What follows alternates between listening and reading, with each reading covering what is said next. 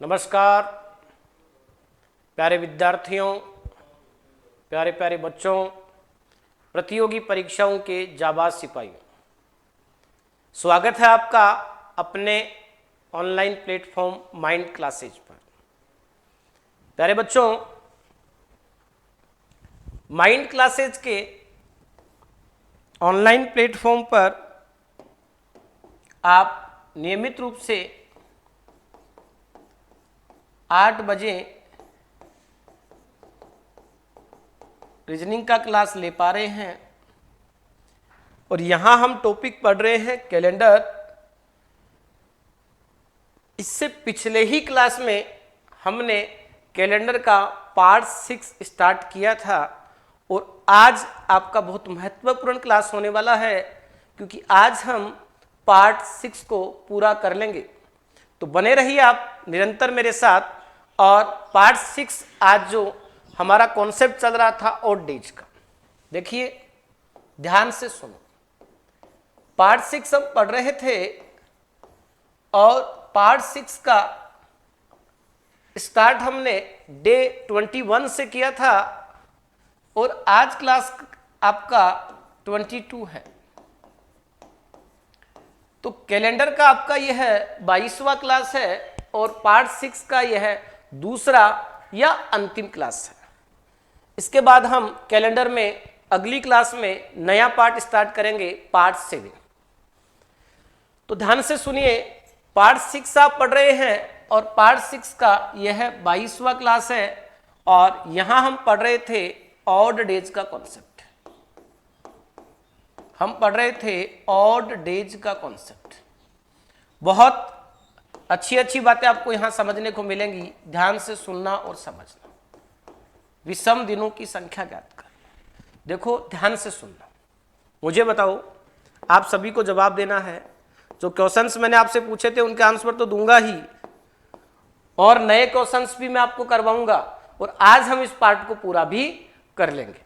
तो हर एक सेकंड को आपको ध्यान से सुनना है, स्टार्ट से लेकर लास्ट तक निरंतर बने रहो आप। विषम दिनों की संख्या ज्ञात करना। अगर मैं आपसे एक प्रश्न पूछता हूं, जैसा कि पिछले डायग्राम में मैंने आपको बोला था, मान लो आज है वो शुक्रवार है, आज शुक्रवार है और मैंने आपसे कहा कि प्यारे बच्चों बताइए कि आज से 80 डेज पहले क्या वार था।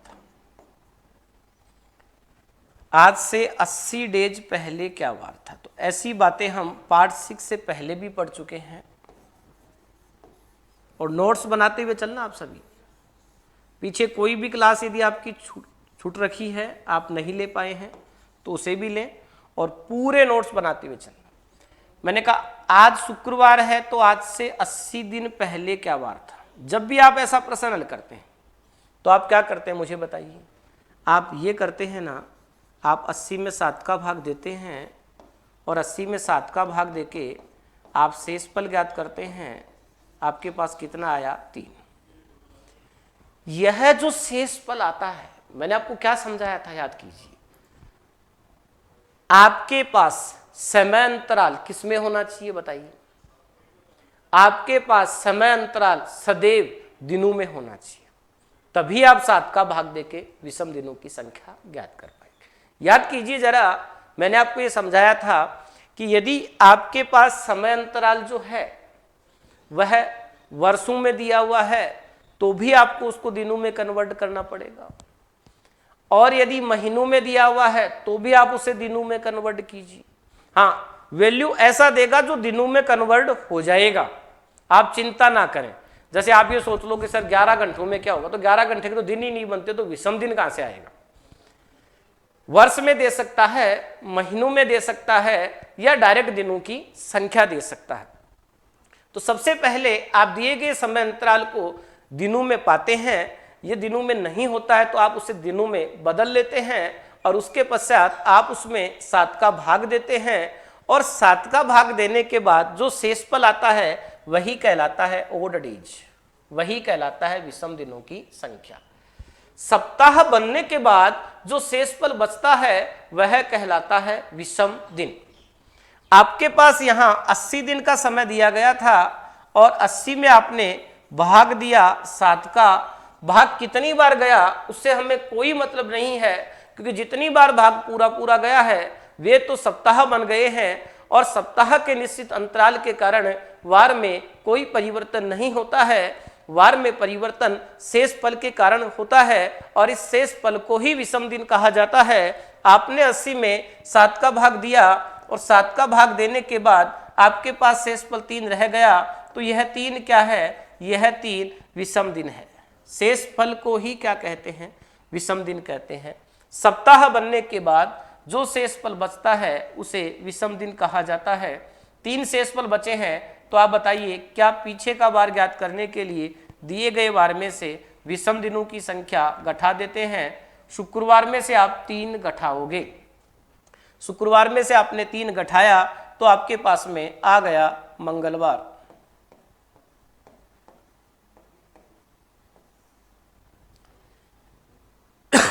ये इधर का आपने ज्ञात किया है। ऐसे ही अगर मान लीजिए मैं आपसे ये पूछ लेता हूं,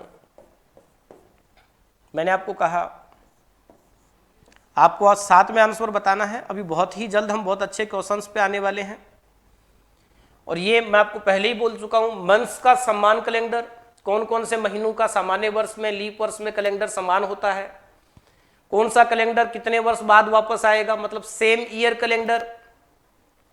आप शताब्दी वर्ष से संबंधित क्वेश्चन पढ़ते हैं और आप किसी शताब्दी वर्ष के प्रथम दिन कौन कौन से हो सकते हैं, कौन कौन से नहीं हो सकते हैं, किसी शताब्दी वर्ष के कौन कौन से अंतिम दिन हो सकते हैं, कौन कौन से अंतिम दिन नहीं हो सकते हैं।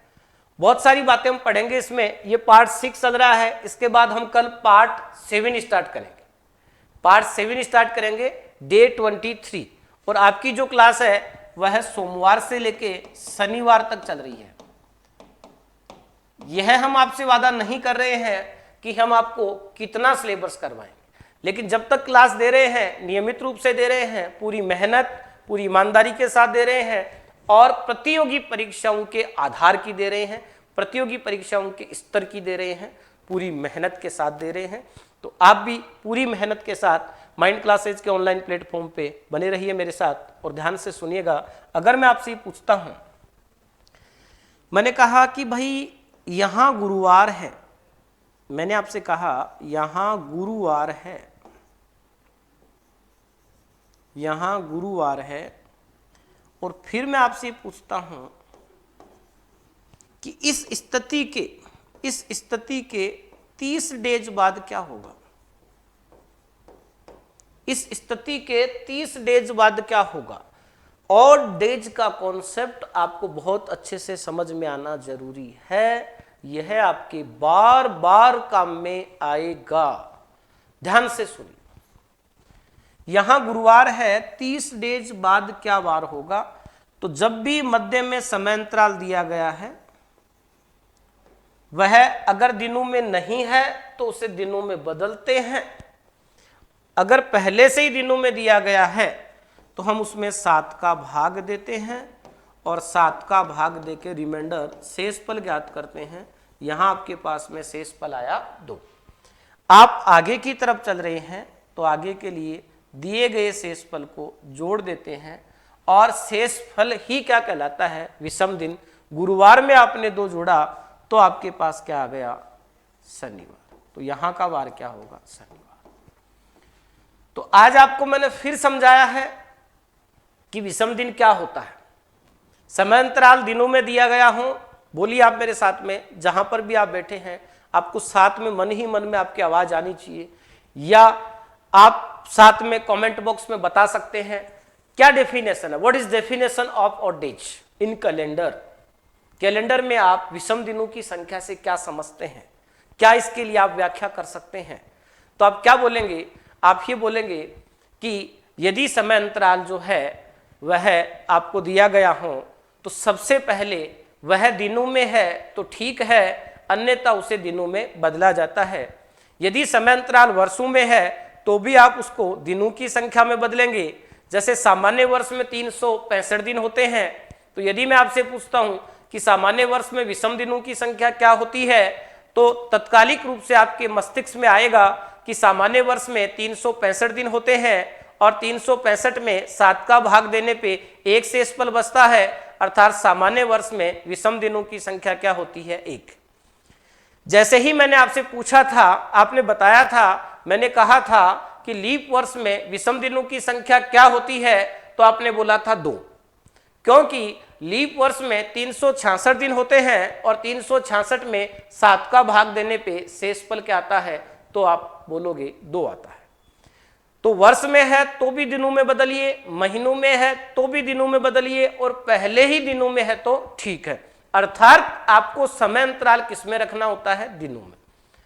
जब समय अंतराल दिनों में होता है तो आप उसे 7 से विभाजित करते हैं और 7 से विभाजित करके आप शेषफल ज्ञात करते हैं, और जो शेषफल बचता है वही क्या होता है, विषम दिन। अर्थात सप्ताह बनने के बाद जो दिन बच जाते हैं, 1 बच सकता है, 2 बच सकता है, भाई कहां से कहां तक बच सकते हैं, 0 से लेके 6 तक बच सकते हैं। 7 तो नहीं बच सकता ना, फिर तो वापस भाग चला जाएगा। तो ऑड डेज क्या हो सकता है, ऑड डेज कौन कौन से हो सकते हैं, तो ऑड डेज आप ये बोलोगे 0 से 6 तक हो सकते हैं। 6 से बड़ा कोई ऑड डेज नहीं हो सकता, 6 से बड़ा कोई विषम दिन नहीं हो सकता, क्योंकि विषम दिन 0 से 6 तक ही निकाले जाते हैं। ऐसे तो मैं 8 भी बोल सकता हूं, लेकिन 8 में तो फिर से 7 का भाग जाता है ना, तो 8 में तो आप फिर से 7 का भाग दोगे तो आपके पास शेषफल क्या रह जाएगा, 1। तो विषम दिन आपके पास 0, 1, 2, 3, 4, 5 और 6 ये हो सकते हैं। तो जब भी समांतराल दिनों में होता है उसे 7 से विभाजित करते हैं, 7 से विभाजित करने पर जो शेषफल बचते हैं वह शेषफल ही क्या कहलाते हैं, विषम दिन कहलाते हैं। तो आइए हम जानते हैं कुछ प्रश्नों के जवाब, और आप बने रहिए मेरे साथ, ध्यान से सुनिए प्यारे बच्चों। मैंने अगर आपसे ये प्रश्न बोलता हूं, जो प्रश्न मैंने आपसे पूछा था 106 नंबर का क्वेश्चन, 2020 में विषम दिनों की संख्या, 2020 में विषम दिनों की संख्या,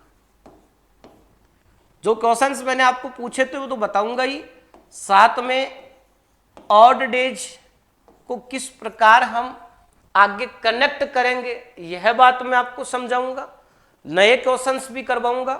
तो बने रहो आप कंटिन्यू क्लास के अंतिम चरण तक। 2020 में विषम दिनों की संख्या, तो आपने क्या किया, 2020 में 4 का भाग दिया, भाग पूरा पूरा चला गया, तो आपको पता लग गया कि यह तो एक लीप ईयर है, और लीप ईयर में 366 डेज होते हैं।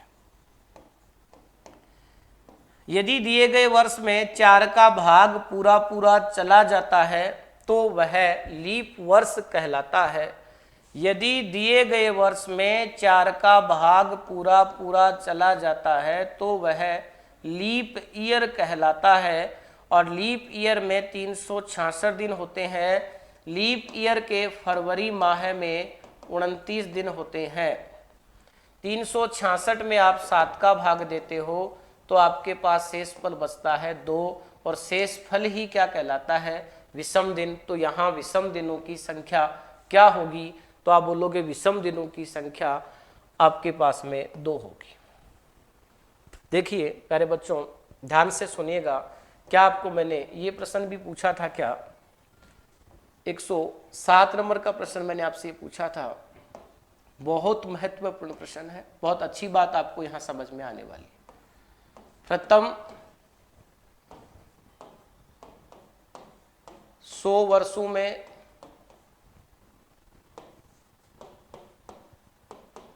विषम दिनों की संख्या, प्रथम 100 वर्षों में विषम दिनों की संख्या। तो प्रथम जो 100 वर्ष होते हैं 1 से लेके 100 तक के, 1 से लेके 100 तक के, तो इसमें ऑर्डिनरी ईयर और लीप ईयर। प्रथम 100 वर्षों में सामान्य वर्ष, तो सामान्य वर्ष होते हैं 76 और लीप वर्ष होते हैं 24। ध्यान से सुनिए, प्रथम 100 वर्षों में सामान्य वर्ष होते हैं, टोटल 100 है, तो आपको पता है ये 76 + 24 बराबर क्या हो गया 100। ये 100 वर्ष हैं, इनमें 76 तो होते हैं सामान्य वर्ष और 24 होते हैं लीप वर्ष। अब आप बोलोगे 75 25 क्यों नहीं होते हैं? 100 में 4 का भाग पूरा पूरा जाता है। तो देखो 100 जो है ना, 100 आपका शताब्दी वर्ष है, और शताब्दी वर्ष सामान्य है या लीप है, इसके लिए किसका भाग देना पड़ता है? 400 का। और ये बात मैंने आपको पीछे की क्लास में समझाई है, तो जो बच्चे पूरी क्लास लिए हुए हैं उनको ये बात समझ में आ गई होगी, और नहीं आई है तो एक बार आप इसको इतना डायरेक्ट समझ ले कि प्रथम 100 वर्षों में 76 तो सामान्य वर्ष होते हैं और 24 क्या होते हैं? आपके लीप वर्ष होते हैं। अब इसके बारे में आगे और बताऊंगा जब मैं आपको कौन सा शताब्दी वर्ष के लिए प्रथम दिन कौन सा हो सकता है, नहीं हो सकता, शताब्दी वर्ष के लिए कौन सा अंतिम दिन हो सकता है, नहीं हो सकता, वहां एक बार फिर समझाऊंगा। और वहां तो मैं समझाऊंगा ही, वहां तो मेरे को बताना ही है, लेकिन वहां पर भी सामान्य बताऊंगा। और डिटेल में आपको जानना है कि भाई यहां पर ये 100 जो है, देखो जैसे जो 4 वर्ष आया वह लीप था, फिर 8 था, फिर 12 था, ऐसे चलते गए। 92 लीप था, 96 लीप था, तो इसके बाद 100 लीप आना चाहिए, लेकिन 100 लीप नहीं होता है, क्योंकि 100 शताब्दी वर्ष है, और शताब्दी वर्ष लीप होने के लिए उसमें 400 का भाग जाना चाहिए। तो 96 के बाद डायरेक्ट जो है वो 104 आता है, मतलब यहां लीप वर्ष 8 साल से आता है। इसलिए प्रथम 100 वर्षों में 76 तो होते हैं सामान्य वर्ष और 24 होते हैं लीप वर्ष। अब आप बताओ, एक सामान्य वर्ष के लिए विषम दिनों की संख्या क्या होती है? मैं आपको यह समझा चुका हूं पिछले क्लास में। एक सामान्य वर्ष में दिन होते हैं 365, और 365 में आप 7 का भाग देते हैं तो 52 तो आ जाते हैं सप्ताह, और एक क्या बच जाता है? शेषफल। तो एक सामान्य वर्ष में एक विषम दिन तो 76 में कितने हो गए? 76। लेकिन एक लीप वर्ष में विषम दिन होते हैं 2। ध्यान से सुनना, एक सामान्य वर्ष में एक विषम दिन तो 76 में 76, लेकिन एक लीप वर्ष में विषम दिन होते हैं 2, तो 24 में हो गए 48। इनको टोटल आपने ऐड किया तो आपके पास आ गए 124, और 124 में आप 7 का भाग देते हो तो रिमाइंडर बचता है आपके पास में 5। देखिए 12 में 7 का भाग दिया, 12 में 7 का भाग दिया तो आपके पास में 7 तक चला गया, और शेषफल क्या आ गया? 5। इसके बाद आगे 4 है, 54 में 7 का भाग दिया तो 49 तक चला गया, और शेषफल आपके पास क्या आ गया? 5। तो प्रथम 100 वर्षों में शेषफल क्या होते हैं? 5 होते हैं। तो प्रथम 100 वर्षों में विषम दिनों की संख्या क्या होती है? तो प्रथम 100 वर्षों में विषम दिनों की संख्या क्या होती है? 5 होती है। इस प्रश्न का आंसर आपका क्या है? 5। देखिए, अगर आपको कम समझ में आया है तो आप इसको ऐसे समझिए। अभी मैं तमाम क्वेश्चनों के आपको जवाब दे रहा हूं, ध्यान से सुनते रहना, और ठीक से मैं आपको समझाने का प्रयास करता हूं। देखो ध्यान से सुनना।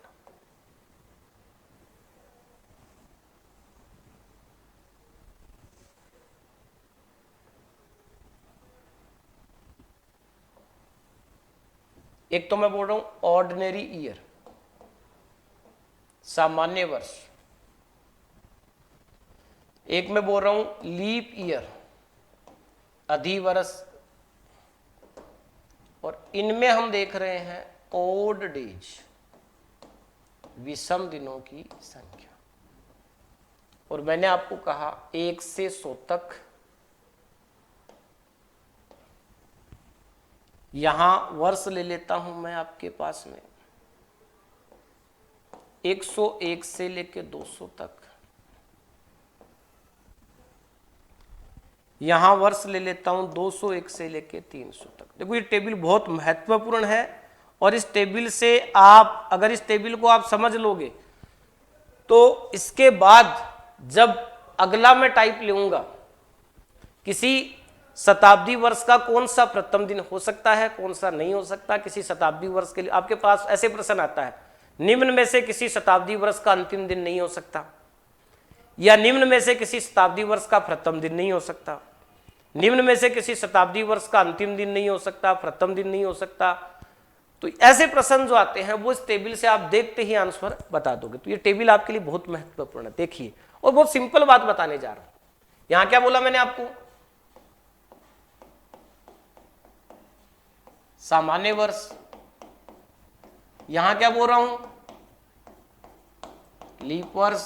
ये क्या है, विषम दिन। देखिए प्रारंभिक 1 से 100 तक जो हैं इनमें ऑर्डिनरी ईयर होते हैं 76 और लीप ईयर होते हैं 24। 101 से लेकर 200 तक ऑर्डिनरी ईयर 76 और लीप ईयर 24। क्योंकि आपको पता है 100 में 400 का भाग नहीं जाता, तो ये ऐसा शताब्दी वर्ष है जो सामान्य है, यह ऐसा शताब्दी वर्ष है जो सामान्य है, यह ऐसा शताब्दी वर्ष है जो सामान्य है। तो यहां पर भी क्या होगा, 76-24 ही होगा। लेकिन इसमें पूरा पूरा भाग जाता है, मतलब यहां कंटिन्यू 301 से लेके 401 तक चलोगे तो यहां कंटिन्यू हर 4 वर्ष से लीप वर्ष आ रहा है। लेकिन यहां आप क्या देख रहे हो, यहां भी देखना 96 में आता है, उसके बाद 104 में ही आता है, यानी 8 साल से आ रहा है, इसलिए एक कम हो गया, 76-24 हो गया। यहां 196 में आता है, उसके बाद 204 में ही आता है, 200 में नहीं आता, इसलिए 76-24 है। यहां 296 में आता है, उसके बाद 300 में तो आता नहीं है, क्योंकि 300 में 400 का भाग पूरा पूरा नहीं जाता है। और अगर किसी के अंतिम में 2 जीरो हैं, अगर किसी के अंतिम में 2 जीरो हैं तो उसमें 400 का भाग जाना चाहिए, तभी वह लीप वर्ष होगा, अन्यथा वह सामान्य वर्ष होगा। और सामान्य वर्ष होगा तो फरवरी कितने दिन की आएगी, 29 दिन की आएगी, क्या 28 दिन की आएगी। सामान्य वर्ष होगा तो फरवरी 28 दिन की आएगी। तो यह सामान्य वर्ष है। 301 सामान्य वर्ष है क्योंकि इसमें 400 का भाग नहीं जाता। 201 सामान्य वर्ष है क्योंकि इसमें 400 का भाग नहीं जाता। 101 सामान्य वर्ष है क्योंकि इसमें 400 का भाग नहीं जाता। तो 96 के बाद डायरेक्ट 104 में आता है लीप वर्ष, तो यहां 8 साल से आता है। एक स्थिति यहां 8 साल की है, एक स्थिति यहां 8 साल की है। तभी तो मैं आपको बोलता हूं ना कि 400 वर्षों में 3 बार ऐसा होता है, 400 वर्षों में 3 बार ऐसा होता है कि लीप वर्ष 8 वर्ष से आता है। अगर ये 400 वर्षों में 3 स्थितियों को हटा दूं तो फिर आप बोल सकते हो कि बची हुई स्थितियों में लीप वर्ष प्रत्येक 4 वर्ष बाद में आ जाता है। अगर मैं इन 3 स्थितियों को हटा दूं तो उसके पश्चात आप ये बोल सकते हो कि लीप वर्ष प्रत्येक 4 वर्ष पश्चात आ जाता है। लेकिन कितनी स्थितियों में नहीं आता, 3 स्थितियों में नहीं आता। यहां से यहां तक की बात करूं तो 400 वर्षों में 3 बार ऐसा होता है कि लीप वर्ष 8 वर्ष से आता है। यहां पर 400 में भाग जा रहा है, इसलिए यहां पर होता है 75-25, यहां पर होता है 75-25। अब आप बताओ, प्रथम 100 वर्ष में 76 सामान्य वर्ष है, 24 लीप वर्ष है। तो आपको पता है एक सामान्य वर्ष में विषम दिन क्या होता है, 1, तो 76 में क्या होंगे, 76। एक लीप वर्ष में विषम दिन कितने होते हैं, 2, तो 24 में 48। तो यहां टोटल विषम दिन कितने हुए, 76 तो इस सामान्य वर्ष के कारण हो गए, 48 हो गए लीप वर्ष के कारण। टोटल क्या हो रहे हैं, अभी अभी हमने देखे थे 124। 124 में 7 का भाग दिया, शेषफल क्या आ गया, 5। तो प्रथम 100 वर्षों में, प्रथम 100 वर्ष देख लीजिए, 1 से लेकर 100 तक प्रथम 100 वर्षों में विषम दिनों की संख्या क्या होती है, 5। अगर 101 से लेकर 200 तक की बात करूं, याद रखें प्रथम 200 नहीं बोल रहा हूं, प्रथम 200 तो तब होंगे जब इनको 1 से लेकर 200 तक लेता। एक बार मैं आपको ये बोल रहा हूं 101 से लेकर 200 तक, तो यहां पर भी 76 सामान्य वर्ष और 24 लीप वर्ष। एक सामान्य वर्ष के लिए 1, तो 76 के लिए 76, एक लीप वर्ष के लिए 2, तो 24 के लिए क्या हो गया, 48। 76 और 48 124, 124 में 7 का भाग दिया, शेषफल 5। और यहां पर भी 76-24 है, तो यहां पर भी क्या आ जाएगा, 5। लेकिन प्यारे बच्चों यहां 75-25 है, तो एक सामान्य वर्ष के लिए 1, तो 75 के लिए 75, एक लीप वर्ष के लिए एक, तो 25 के लिए 50, 75 और 50 हो गए 125, 125 आ गए तो आपके पास शेषफल क्या आएगा 6। तो यदि आपसे ये प्रश्न पूछा जाए, यदि आपसे ये प्रश्न पूछा जाए कि 1 से लेके 100 तक विषम दिनों की संख्या क्या होती है, तो आप बोलोगे 5। 101 से लेके 200 तक विषम दिनों की संख्या क्या होती है, तो आप क्या बोलोगे 5। 201 से लेके 300 तक विषम दिनों की संख्या क्या होती है, तो आप क्या बोलोगे 5। ध्यान देना, कुछ बच्चों को समझ में आ जाएगा, कुछ बच्चे ध्यान नहीं देंगे, तो जो क्वेश्चंस मैंने आपको कल पूछे थे वह आपको कम समझ में आएगा, अपितु ओड डेज का कॉन्सेप्ट जो है वह हो सकता है फिर आपको समझ में नहीं है। एक बार आप कमेंट करके बता दे कि मेरे को कि क्या आपको सही से समझ में आ रहा है क्या। तो प्यारे बच्चों ध्यान से सुनिए और समझिए मेरी बात को। मैं आपको ये बताना चाह रहा हूं कि आप देखिएगा कि यहां पर देख रहे हैं, अगर मैं आपको ये बोलता हूं कि 301 से लेके 400 तक आपको विषम दिनों की संख्या ज्ञात करनी है, तो यहां विषम दिनों की संख्या क्या होगी 6। अब मैंने आपसे जो प्रश्न पूछा था, क्या वह प्रश्न यह पूछा था क्या? मैंने आपसे पहला प्रश्न तो यही पूछा था, प्रथम 100 वर्षों में विषम दिनों की संख्या। तो प्रथम 100 वर्षों में विषम दिनों की संख्या क्या होगी 5। प्रथम 100 वर्षों में विषम दिनों की संख्या क्या होगी 5। देखिए क्या प्रश्न पूछा था मैंने, ध्यान से सुनना और समझना। यह प्रश्न मैंने आपको पूछे थे, यह प्रश्न मैंने आपको पूछे थे।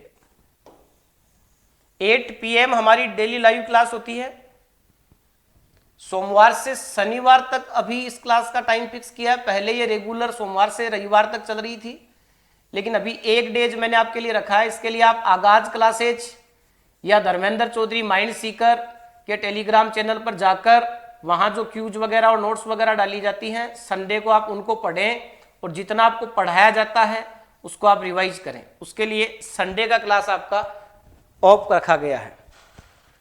और माइंड क्लासेज के चैनल पर पहले के जो क्लासेज हैं वह सभी भी आप अटेम्प्ट कर लें।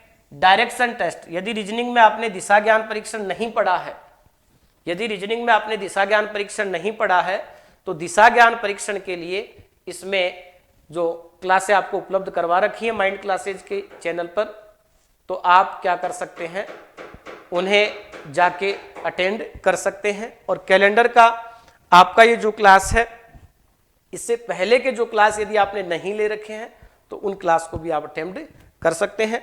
यह कैलेंडर का 22वां क्लास है और पार्ट 6 का दूसरा क्लास है, और पार्ट 6 आज हम पूरा कर लेंगे। पार्ट 21 में पार्ट डे 21 में मैंने आपसे कुछ क्वेश्चन पूछे थे। ये पहला क्वेश्चन मैंने आपसे ये पूछा था, वर्ष 2020 में विषम दिनों की संख्या बताइए।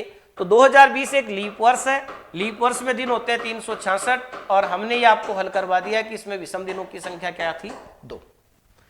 इसके बाद प्रथम 100 वर्षों में विषम दिनों की संख्या क्या होगी। देखो ये प्रश्न था 107 नंबर का, 107 नंबर का क्वेश्चन था आपका, प्रथम 100 वर्षों में विषम दिनों की संख्या क्या होगी।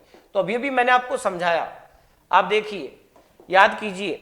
प्रथम 100 वर्ष 1 से लेके 100 तक, 76 सामान्य वर्ष, 24 लीप वर्ष, एक सामान्य वर्ष में विषम दिन एक लीप वर्ष में 2, तो 24 में कितने हो गए 48।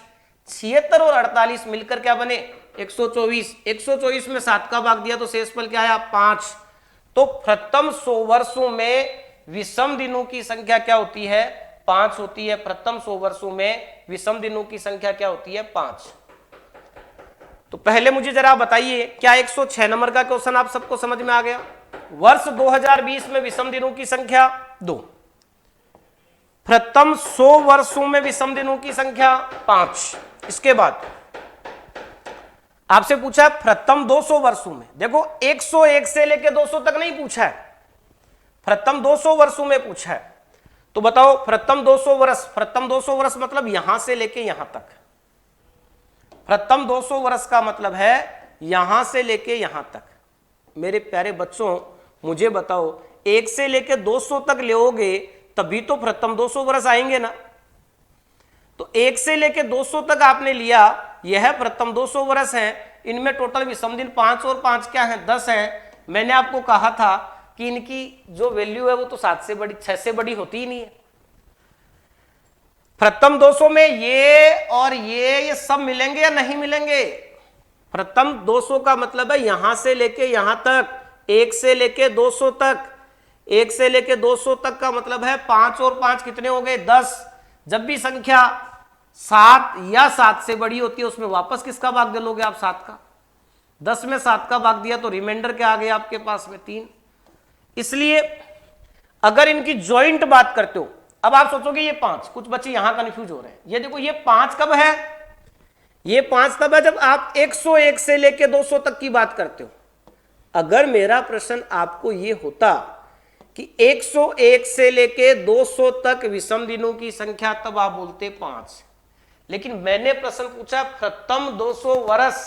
प्रथम 200 वर्ष का तात्पर्य है 1 से लेके 200 तक।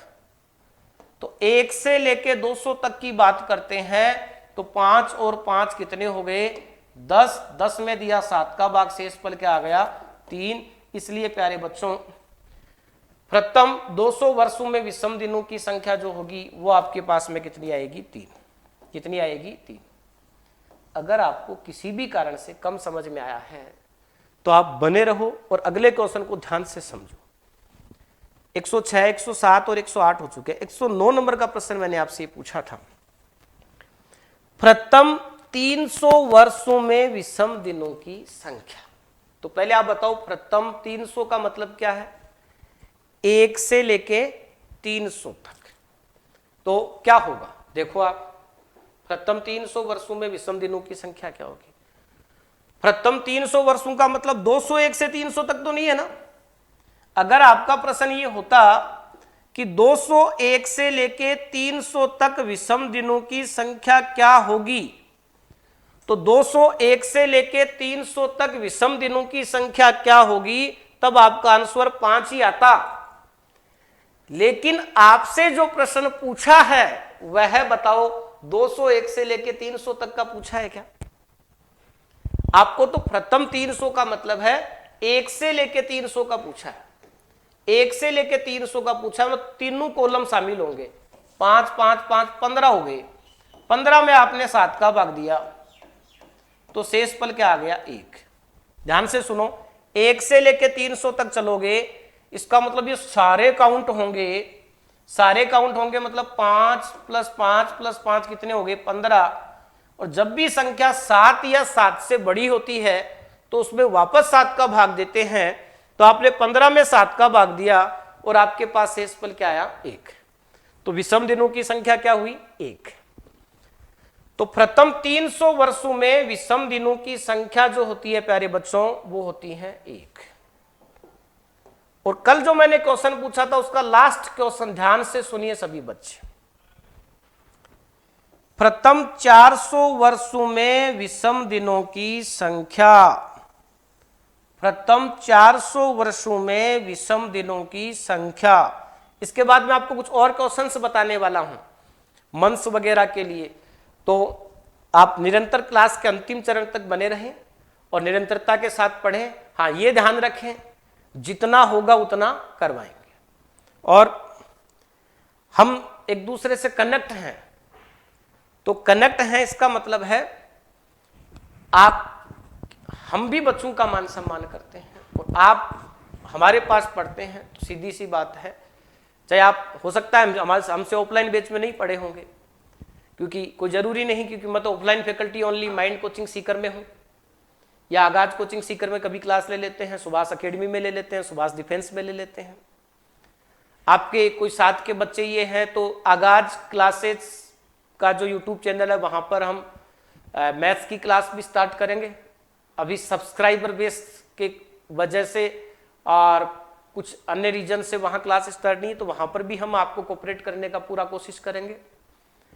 अगर नेवी एयरफोर्स की तैयारी आप में से कोई बच्चे करते हैं, एनडीए, सीडीएस, नेवी एयरफोर्स, तो वे maths by Subhash sir Sikar के नाम से यूट्यूब चैनल है, उस पर Subhash ji sir navy, air force, NDA, CDS के लिए बहुत अच्छा मैथ्स करवा रहे हैं, और भी कंटेंट वो आपको उपलब्ध करवाने की पूरी कोशिश करेंगे। तो आप हमसे यूट्यूब चैनल के माध्यम से 4 प्रकार से कनेक्ट हो सकते हैं। एक, आप पहला YouTube channel mind coaching Sikar, दूसरा आगाज क्लासेज, तीसरा maths by Subhash sir Sikar, चौथा सुभाष एकेडमी सीकर। तो आप चारों यूट्यूब चैनल को सब्सक्राइब भी रखें और इनके बेल आइकन को प्रेस रखें। कब? यदि आपको इन पे आने वाली इंफॉर्मेशन तत्कालिक रूप से चाहिए तो। और लास्ट में आके ये बात बोल रहा हूं तो जाहिर सी बात है, यहां तक कोई बंदा आया है तो वो वही आया है जिसको ये क्लास लेनी है। क्योंकि अगर मैं इतनी देर से पढ़ा रहा हूं, अगर हो सकता है शुरुआत में कोई गलती से चालू कर दे वीडियो को और पहले ही मिनट में ये बात मैं बोल दूं, तब तो अलग बात है। अभी तो हम काफी आगे आ चुके हैं। तो यहां तक यदि आप देख रहे हैं तो जाहिर सी बात है, आपका हमसे बेहद लगाव है, आपके लिए हम सर्वप्रिय हैं, आप हमें बड़े मान, सम्मान और आदर सत्कार के साथ देखते हैं, तो आप भी हमारे लिए बहुमूल्य हैं।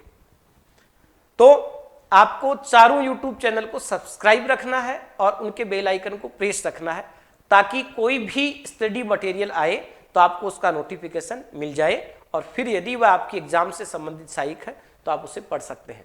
लेकिन आप प्रत्येक जानकारी से, प्रत्येक अपडेट से वाकिफ रहें, तो इसके लिए आपको माइंड कोचिंग सीकर, आगाज classes, maths by Subhash sir Sikar और सुभाष एकेडमी सीकर, चारों यूट्यूब चैनल को सब्सक्राइब रखना है।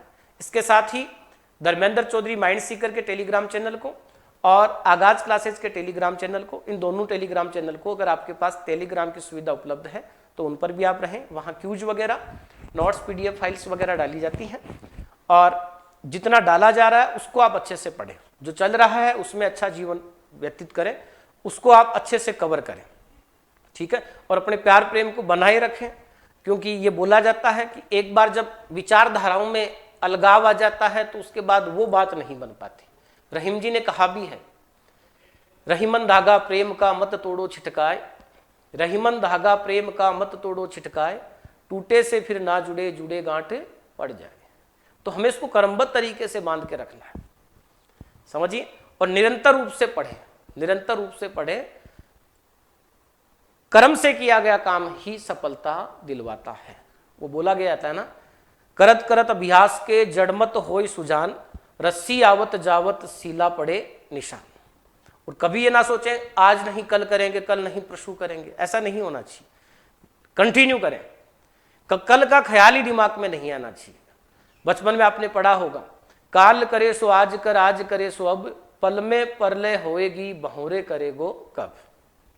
तो निरंतर जुड़े रहें, लोगों को समझने की कोशिश करें, सबको समझें, ये बहुत जरूरी है। और सबके साथ तालमेल बनाना सीखें, लोगों की बातों को समझना सीखें। आपने ये भी सुना होगा कि हमें लोगों के अनुसार समन्वय बना के रखना पड़ता है, लोगों के अनुसार चलना पड़ता है। तो उसके अनुसार उन स्थितियों को समझते हुए ही हमें आगे चलने में हमें फायदा मिलता है, उससे प्रॉफिट होता है।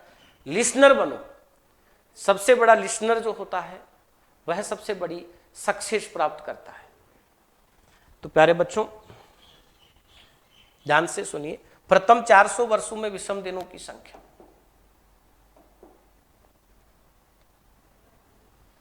400 वर्षों का मतलब है 1 से लेके 400 तक, और 1 से लेके 400 तक की आप बात करते हैं तो 5 + 5 + 5 + 6 टोटल हो गए 21। 21 में 7 का भाग दिया आप तो शेषफल आ गया 0।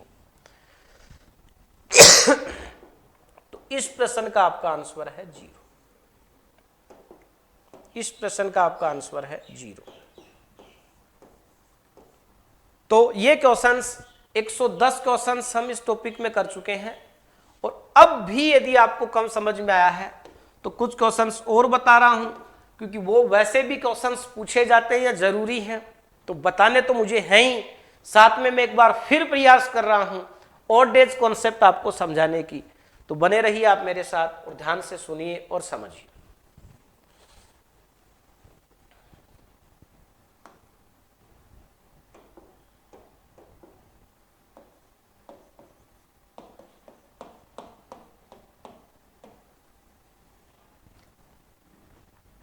और डेज हम पढ़ रहे हैं।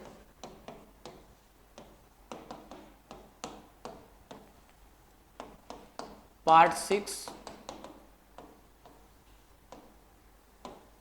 और कैलेंडर का हमारा ये 22वां क्लास और पार्ट 6 का दूसरा क्लास, जिसको अभी हम पूरा करने वाले हैं। तो ध्यान से सुनिए। अगर मैं आपसे ये प्रश्न पूछूं, सभी बच्चे तैयार रहें आंसर देने के लिए। मैंने आपको कहा क्वेश्चन नंबर 111, सामान्य वर्ष के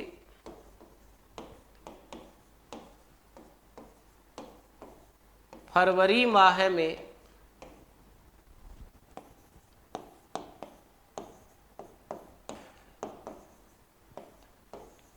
विषम दिनों की संख्या, सामान्य वर्ष के फरवरी माह में विषम दिनों की संख्या। सामान्य वर्ष में फरवरी माह होता है 28 दिन का। 28 में आपने 7 का भाग दिया, शेषफल क्या आ गया 0, इसलिए आपका आंसर क्या होगा 0। मैंने आपको समझाया ही क्या है, मैंने आपको बताया ही क्या है कि जो समयांतराल दिनों में होता है उसमें 7 का भाग देते हैं और 7 का भाग देके शेषफल ज्ञात करते हैं। जो शेषफल आते हैं वही क्या कहलाते हैं, विषम दिन। सामान्य वर्ष के फरवरी माह की बात कर रहा है। सामान्य वर्ष के फरवरी माह में दिन होते हैं 28, हमें विषम दिन बताने हैं। विषम दिन कैसे आता है, 28 में 7 का भाग दिया, जो शेषफल आता है वही क्या कहलाता है, विषम दिन। जैसे मान लीजिए अगर मैं आपसे पूछता हूं, मैंने आपको कहा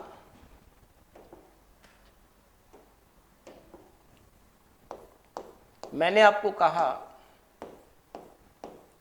112 नंबर का प्रश्न मैं आपसे दे रहा हूं, बताइए सभी बच्चे, लीप वर्ष के फरवरी माह में, लीप वर्ष के फरवरी माह में विषम दिनों की संख्या, लीप वर्ष के फरवरी माह में विषम दिनों की संख्या क्या होती है। तो ये देखते ही आप बोलोगे कि लीप वर्ष के फरवरी माह में, 112 नंबर का प्रश्न आपका, लीप वर्ष के फरवरी माह में, फरवरी में जो दिन होते हैं, लीप वर्ष है तो फरवरी में जो दिन होंगे वो होंगे 29 डेज। 29 को आप 7 का भाग देंगे तो आपके पास शेषफल जो रिमाइंडर है वो क्या आ गया 2। तो बताइए लीप वर्ष के फरवरी माह में विषम दिनों की संख्या विषम दिनों की संख्या क्या होगी 1। पिछले वाले में हमने क्या लिया था 0, देखिए क्या था 0। तो सामान्य वर्ष के फरवरी माह में विषम दिनों की संख्या तो वो क्या होती है 0, और लीप वर्ष के फरवरी माह में विषम दिनों की संख्या, तो लीप वर्ष के फरवरी माह में 29 दिन होते हैं, और जब भी विषम दिन निकालना होता है दिए गए दिनों में 7 का भाग देते हैं और 7 का भाग देके शेषफल ज्ञात करते हैं। तो आपने यहां शेषफल ज्ञात किया, शेषफल कितना आ गया आपके पास 1। तो ये सभी प्रश्न आपसे पूछे जा सकते हैं, पूछे हुए या जो पूछे जा सकते हैं उसी की बात मैं कर रहा हूं।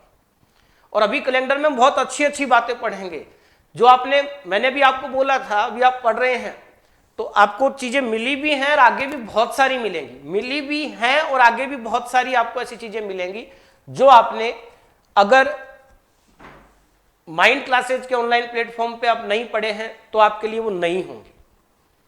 ठीक है, तो हम भरपूर तरीके से इस कोशिश कर रहे हैं कि बहुत अच्छे स्तर तक आपको ये जो भी टॉपिक पढ़ाया जाएगा वो अच्छा पढ़ाया जाएगा। हाँ, जितना होगा उतना ही करवाएंगे, कोई वादा नहीं है, जो करवा रहे हैं उसको पूरा करवा लेंगे। उसके बाद भी हमारी कोशिश रहेगी कि हम आपके साथ नियमित रूप से बने रहें। ध्यान से सुनिएगा, ये मैंने आपसे पूछा था, तो लीप वर्ष के फरवरी माह में दिन 29 होते हैं, 29 में 7 का भाग दिया, शेषफल क्या आ गया 1। आगे सुनिए और समझिए, ध्यान से सुनना। ऑड डेज पीछे जाते हैं तो ऑड डेज को घटाया जाता है, आगे के लिए ऑड डेज को जोड़ा जाता है। ऑड डेज क्या है, विषम दिनों की संख्या, सप्ताह बनने के बाद जो शेष पल बचता है वही क्या होते हैं, विषम दिन होते हैं। तो समय अंतराल दिनों में दिया गया होता है तो उसमें 7 का भाग देते हैं, 7 का भाग देके शेष पल ज्ञात करते हैं, आगे के बार के लिए शेष पल को घटा देते हैं और आगे के बार के लिए शेष पल को जोड़ देते हैं तथा पीछे के बार के लिए शेष पल को घटा देते हैं। जैसे प्यारे बच्चों, मुझे आप ये बताओ, मैंने आपसे 113 नंबर का प्रश्न पूछा और 113 नंबर का प्रश्न मैंने आपसे बिल्कुल ये पूछा है 201 से लेके 400 वर्ष तक विषम दिन, विषम दिनों की संख्या। अभी तो मैं केवल वही क्वेश्चंस ले रहा हूं जो इस कॉन्सेप्ट को समझाने के लिए जरूरी है। टॉपिक के लास्ट में प्रैक्टिस से संबंधित क्वेश्चंस हम और लेंगे, उसमें part first, part second, part third, part fourth, part fifth, part six, सबके प्रश्न कंबाइंड होंगे। तो लास्ट में हम 100-150 प्रश्न ऐसे लेंगे जिसमें सभी टाइप्स मिक्स होंगे, तब उनको हम दोबारा हल करेंगे, तब आपके पास में और ऐसे क्वेश्चंस आएंगे जो सभी पार्ट से संबंधित होंगे। तो वह इसको रिवाइज भी करवा देगा तथा टॉपिक को आपको ये एहसास करवा देगा कि आपने कितना कवर किया है, कितना नहीं किया है। लेकिन नोट्स बनाते हुए चलिए नियमित रूप से 8:30 बजे क्लास के साथ। ध्यान से सुनिए।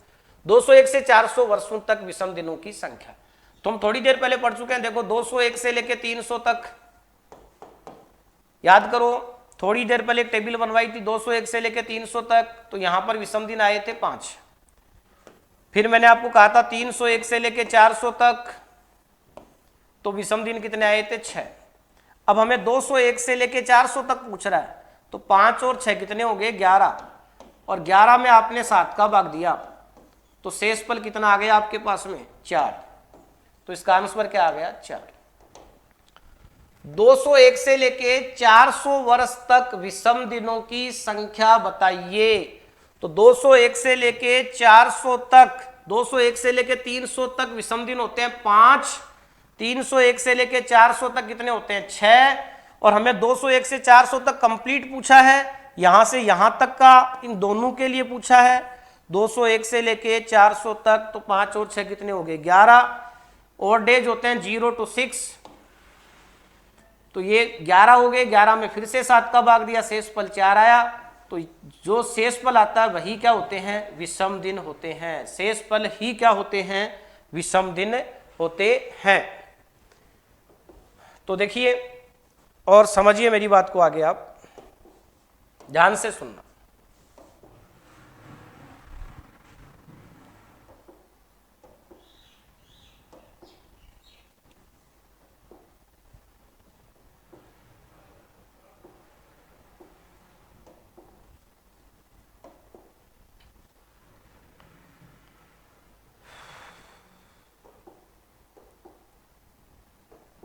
बहुत अच्छा क्वेश्चन मैं आपसे पूछ रहा हूँ, कमांड में पूछ लेते हैं क्योंकि अलग अलग नहीं लिखे, क्योंकि हमें प्रश्नों की संख्या नहीं बढ़ानी है, हमें तो कॉन्सेप्ट समझना है। कई बार ऐसे फोकस हो जाता है कि क्वेश्चन ज्यादा हो गए, मैं अलग अलग लिख दूं, निम्न प्रश्नों में बताइए, फिर मैं लिख दूं मई में, जून में, जुलाई में, 12 महीने लिख दूं, तो 12 बनाने की जरूरी नहीं है, 2 ही प्रश्न में 12 महीनों की बात हो जाएगी। फरवरी वाला अलग से था, अब 11 महीने बचे हैं, उनकी 2 में ही बात कर लेंगे हम। 114 नंबर का प्रश्न मेरा आपसे ये है कि अप्रैल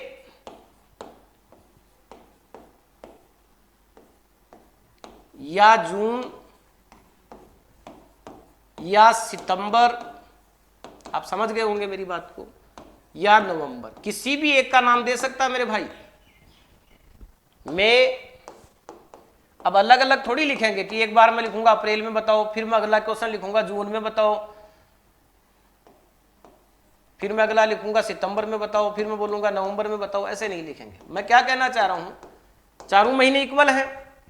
आपसे अगला ये पूछ ले अप्रैल में विषम दिनों की संख्या बताओ, या जून में विषम दिनों की संख्या बताओ, या सितंबर में विषम दिनों की संख्या बताओ, या नवंबर में विषम दिनों की संख्या बताओ, किसी के लिए भी पूछें तो अप्रैल में भी 30 दिन होते हैं, जून में भी 30 दिन होते हैं, सितंबर में भी 30 दिन होते हैं, नवंबर में भी 30 दिन होते हैं। बोलिए 30 दिन वाले महीने कितने होते हैं, 4। 30 ही दिन वाले महीने कितने होते हैं, 4। वैसे तो 30 दिन 11 महीनों में होते हैं, लेकिन ऐसे महीने जिनमें केवल 30 दिन होते हैं या 30 ही दिन होते हैं तो कितने होते हैं? 4। अप्रैल, जून, सितंबर, नवंबर, अप्रैल, जून, सितंबर, नवंबर, अप्रैल, जून, सितंबर, नवंबर। तो अप्रैल के लिए पूछें या जून के लिए पूछें या सितंबर के लिए पूछें या नवंबर के लिए पूछें, विषम दिन पूछ रहा है तो इनमें दिन होते हैं 30, और जब भी अंतराल दिनों में होता है उसमें 7 का भाग देते हैं और 7 का भाग देके रिमाइंडर ज्ञात करते हैं, जो आपके पास में यहां पर कितना आ गया? 2। तो बताइए क्या आंसर आ गया आपका? 2। 30 में 7 का भाग दिया, 28 तक पूरा पूरा चला गया, शेष पल क्या आ गया? 2। तो बताओ अप्रैल में विषम दिनों की संख्या क्या होगी? तो आपका आंसर होगा 2। जून में विषम दिनों की संख्या, तो आपका आंसर 2। सितंबर में विषम दिनों की संख्या, तो आपका आंसर 2। नवंबर में विषम दिनों की संख्या, तो आपका आंसर 2। ऐसे महीने जिनमें 30 ही दिन होते हैं, अप्रैल, जून, सितंबर, नवंबर, और 30 है, 30 में 7 का भाग दिया, शेष पल 2। तो अप्रैल, जून, सितंबर, नवंबर में विषम दिनों की संख्या क्या होगी? तो आप क्या बोलेंगे? 2। अगला क्वेश्चन, अगला क्वेश्चन ध्यान से सुनिएगा, सभी बच्चे बताएं। मैंने आपको बोला जनवरी, मार्च, मई, जुलाई। नोट्स बनाते हुए चलना सभी बच्चे, ताकि भविष्य में बहुत ज्यादा फायदा होगा आपको। वरना अभी एक बार तो आपको बहुत अच्छा लगेगा, समझ में भी आएगा, लेकिन एग्जाम टाइम के लिए सारे वीडियो आप दोबारा नहीं देख पाओगे। तब जो नोटबुक है उसको तो आप आराम से आधे घंटे में पूरे टॉपिक को पढ़ लोगे, और अगर इस पर प्रैक्टिस बढ़ जाएगी तो 10 मिनट में पूरा टॉपिक रिवाइज कर लोगे आप। लेकिन वो सिर्फ तभी हो पाएगा जब आपके पास नोट्स बनाए हुए होंगे। जनवरी, मार्च, मई, जुलाई, अगस्त, अक्टूबर, दिसंबर में विषम दिनों की संख्या, में विषम दिनों की संख्या,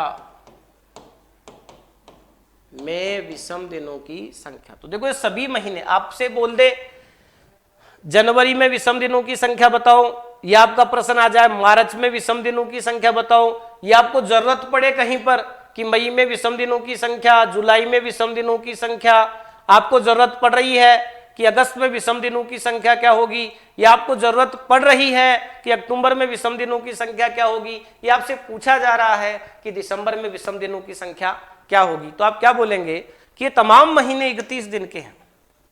ये तमाम महीने 31 दिन के हैं, और जब भी समय अंतराल दिनों में होता है उसे 7 से विभाजित करते हैं, और 7 से विभाजित करके शेषफल ज्ञात करते हैं, और शेषफल कितना है आपका? 3। तो प्यारे बच्चों, जो महीने 31 दिन के होते हैं उनकी संख्या क्या कितनी होती है? 7। जो महीने 31 दिन के होते हैं उनकी संख्या कितनी होती है? 7। कौन कौन से महीने? जनवरी, मार्च। बने रहिएगा, बहुत महत्वपूर्ण बात पे हम चल रहे हैं, बहुत ही महत्वपूर्ण हमारा कॉन्सेप्ट चल रहा है। जनवरी, मार्च, मई, जुलाई, अगस्त, अक्टूबर, दिसंबर। 7 महीने ऐसे होते हैं जो 31 दिन के होते हैं, और 4 महीने अप्रैल, जून, सितंबर, नवंबर ऐसे होते हैं जो 30 ही दिन के होते हैं। 7 और 4 हो गए 11। एक महीना बचा। सामान्य वर्ष के फरवरी माह की बात करें तो 28 दिन का, लीप वर्ष में फरवरी माह की बात करें तो 29 दिन का। सामान्य वर्ष में फरवरी माह में विषम दिनों की संख्या 0, लीप वर्ष में फरवरी माह में विषम दिनों की संख्या 1, और अप्रैल, जून, सितंबर, नवंबर 30 दिन वाले महीनों की बात करें तो विषम दिनों की संख्या 2। 30 में 7 का भाग देते हैं तो शेषफल 2। और ये महीने जो 31 के हैं इनकी अगर बात करें, ये 7 होते हैं, इनकी अगर बात करें तो इनमें 31 दिन होते हैं। 31 में 7 का भाग दिया, शेषफल कितना आया? 3। तो जो महीने 31 के होते हैं उनमें विषम दिनों की संख्या क्या होती है आपके पास में? 3। अब विषम दिन निकालना आप समझ चुके हैं, तो आज एक जो टेबल मैंने आपको बनवाई है उस टेबल को बेस मानकर हम कल आगे बात करेंगे, और उस टेबल को बेस मानकर मैं आपको अगला पॉइंट पढ़ाऊंगा, और उसमें मैं आपको उस टेबल का पूरा उपयोग करेंगे हम। वो टेबल हमारे लिए बहुत आवश्यक होगी, इसलिए उस टेबल को आप ध्यान से समझना, और उसके बाद में आप तैयार रहना। तो अब हम मिलेंगे आपसे पार्ट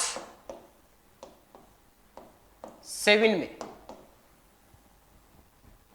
अब हम आपसे मिलेंगे पार्ट 7 में, जो पार्ट 7 की तो पहली क्लास होगी और कैलेंडर की वो है 23वीं क्लास होगी। तो बने रहिए आप माइंड क्लासेज के ऑनलाइन प्लेटफॉर्म पर, पूरी ईमानदारी के साथ, पूरी ऊर्जा के साथ, पूरी मेहनत के साथ, और हमेशा अपने संस्कार पारो। मेरे प्यारे बच्चों, संस्कार बहुत जरूरी होता है। अनुशासित जिंदगी सबसे आगे बढ़ती है। ऐसे बोला भी गया है ना, आपने सुना होगा, फटत फटत जग बहे पंडित बन्यो ना कोई, ढाई अक्षर प्रेम का पढ़े सो पंडित होय।